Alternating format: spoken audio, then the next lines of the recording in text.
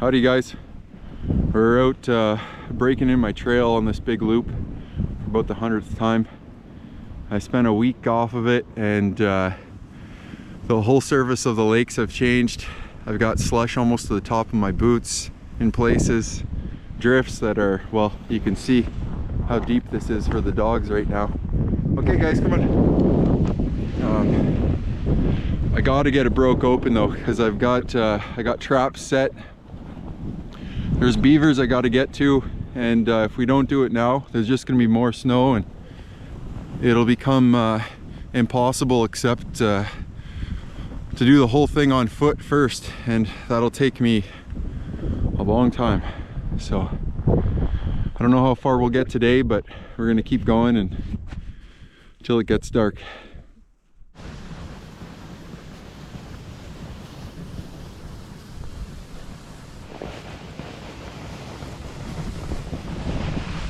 I tried flying the drone, but it's frozen.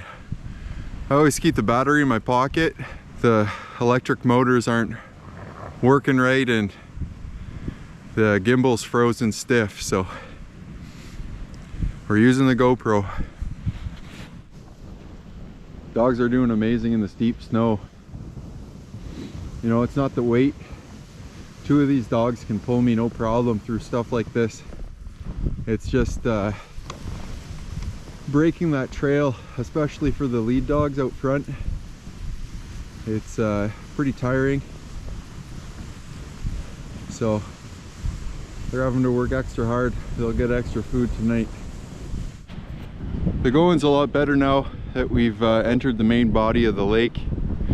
It's oriented north-south, and the side we're on, the snow isn't quite as deep, and there's good solid ice beneath it, so dogs are moving along pretty good.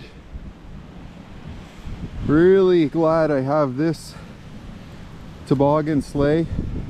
The good thing about this kind of dog sled is it's got a solid bottom of slippery plastic as opposed to the basket sleds, so when the snow gets deep, the toboggan just floats up on top rather than sinking down and becoming a bit of an anchor in the deep snow drifts.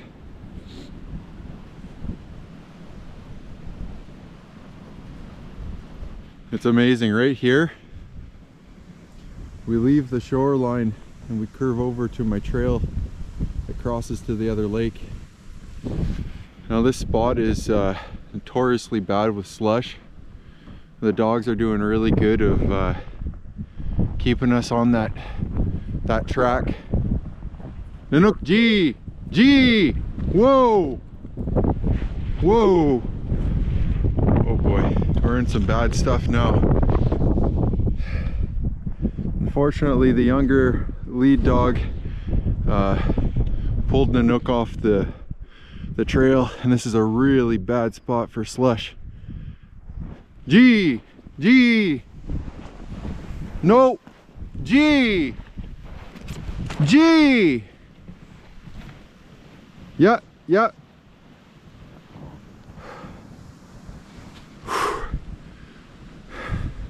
It's not funny out here sometimes. Good boy, Nanook. Good boy. G, yeah, good boy.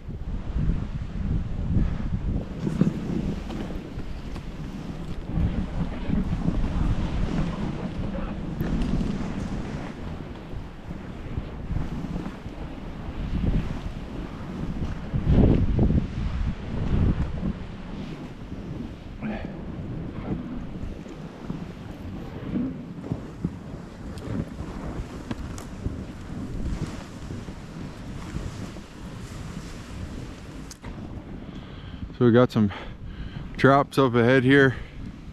Pretty eager to check them out. Like I said earlier, had a lot of wolves moving around while I was gone. So hopefully if I did get anything, it's not eaten. Already seeing some wolf tracks and moose tracks on this trail, so cross our fingers.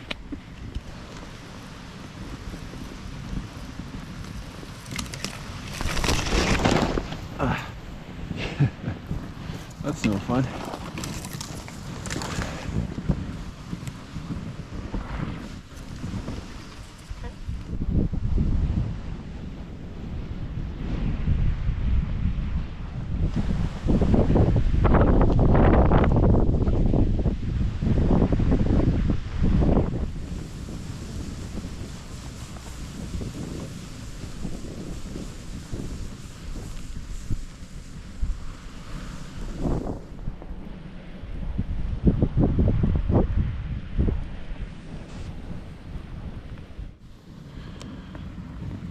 Well, it's getting pretty late now.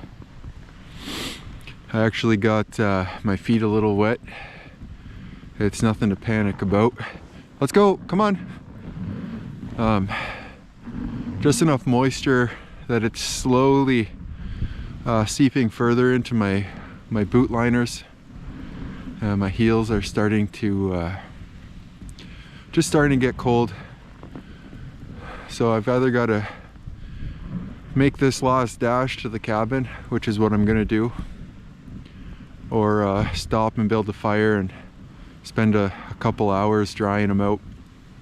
But if it was a little bit worse, I'd stop and just build a fire. I've had to do it a few times.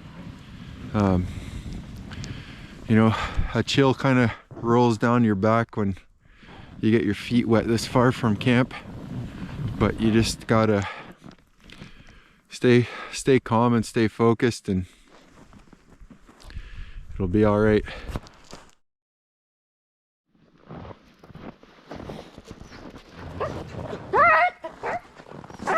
Good boys, you stay. Well, we made it back. I didn't freeze my feet. But everything just about went wrong, other than we got that trail broke in, and honestly, I considered scrapping this video. Didn't go any of the ways I planned, you know, with the drone freezing and my feet getting wet. Yeah, I didn't show you guys half of what happened out there, but I got into some really nasty stuff with slush. I had to push the dogs a lot harder than I'd planned, you know, which led to Nanook spraining one of his legs, which is not a big problem. Like, he'll be fine in 4 or 5 hours rest, but it sucks, and it's my fault. You know, I made the call to keep going out there because I was worried about getting that trail broke and keeping it open and being able to access some of my traps. I got a season closing coming soon, and I need to be able to remove those. I can't leave them out there and possibly kill an animal at a season. I can't allow that to happen. So,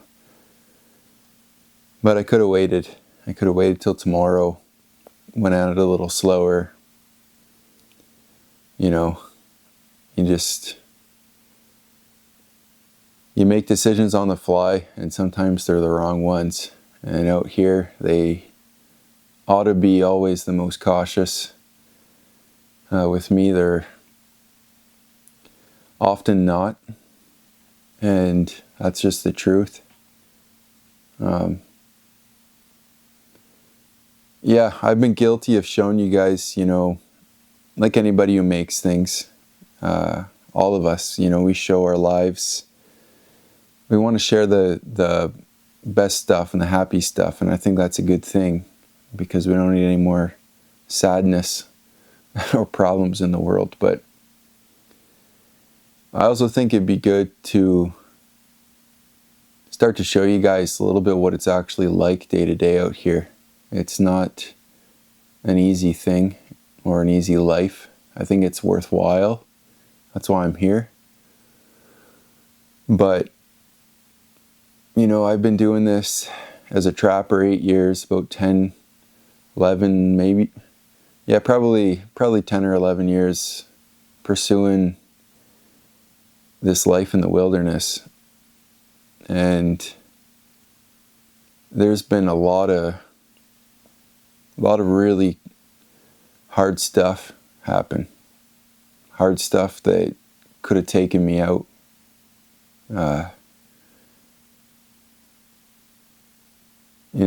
And well, look at that. The kid who just died, going out in the winter and filming. Not to jump on that bandwagon of leeches that have, profited off of talking about it. It's a real problem, There's a young guy who went out and he sees everything one way. He doesn't see behind the scenes of these other guys going out in the bush, and cost him his life. And I don't want to add anything to that. It's being out here alone, especially in the winter. The stakes are high, and I've been in a lot of dangerous spots, and I'm blessed that something always worked out.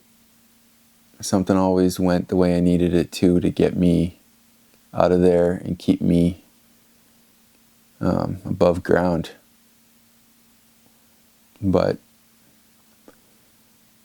yeah, it's not a game out here sometimes. Feels like it a lot of times, but then there's moments like tonight that it's not a game. And I'll make a full confession to you guys. Another big mistake I made. So I made the call to keep going rather than stop, and it would have taken hours to dry out properly. My foot gear, it's so thick, the liners in those boots. And I figured, I can make it. They weren't soaking wet. It was just starting to seep in. And I knew if I hauled ass, I could get back here. But I have a headlamp that I always bring with me every night, every day. Even in the morning, I usually put the headlamp in my bag and bring it. But I just got up here. Again, after a week of, living half out of my truck, motels, and not sleeping too good. And I forgot my headlamp. I took it out and I didn't pack it. So with about an hour of rough travel over rough trails in the pitch black, I had to just trust the dogs with my feet starting to freeze. I can't see past the end of my sled. The dogs are just little shadows kind of dancing up and down on the snow. And yeah, I had to huddle behind my handlebars. Temperature dropping, getting cold, keep shifting my feet around, tuck my thumbs out of my mitts into a fist inside the hand part to keep my thumbs from getting froze, and just sit there and keep my eyes closed, or a mitt in front of my face to keep branches from poking my eyes, and just trust the dogs to bring me home. And that's the reality of what a few little choices made on the fly out here led to today. I want to do something different with this YouTube thing. I want to go a little deeper if we can, and I'd like to show you guys more of what it's really like. Most of the time, it's just like you'd imagine, incredible and beautiful, peaceful, everything you'd imagine. That's why I'm out here. But there's a lot of times that things just suck really, really bad, and there's no escaping it. You can't hide. It's do or die, like literally, especially in the winter time. When you're this far out, you got to deal with stuff. And sometimes the stuff that gets presented to you is overwhelmingly terrible. I hope this isn't a downer for you guys to hear this, because this is just real talk from me to you without me feeling like I gotta be the expert woodsman, which I'm not at all, you know, and I'm sure I'll take some heat from anyone who stuck it out this far for the choices I made and the things that have led to, you know, a tough day today. But, you know, if you were in my shoes and had all this stuff on your plate, you'd probably make some bad calls too. Sure, everybody makes bad calls in life. It's just out here they can really cost you. So, anyways, guys, thanks for sticking this out if you did, if anybody did. I know that was long-winded. Yeah, I hope you got something out of this. I know I've learned a lot, or relearned a lot of lessons that I've been I've been taught the hard way out here. So, yeah, I'll see you guys soon, and thanks for watching.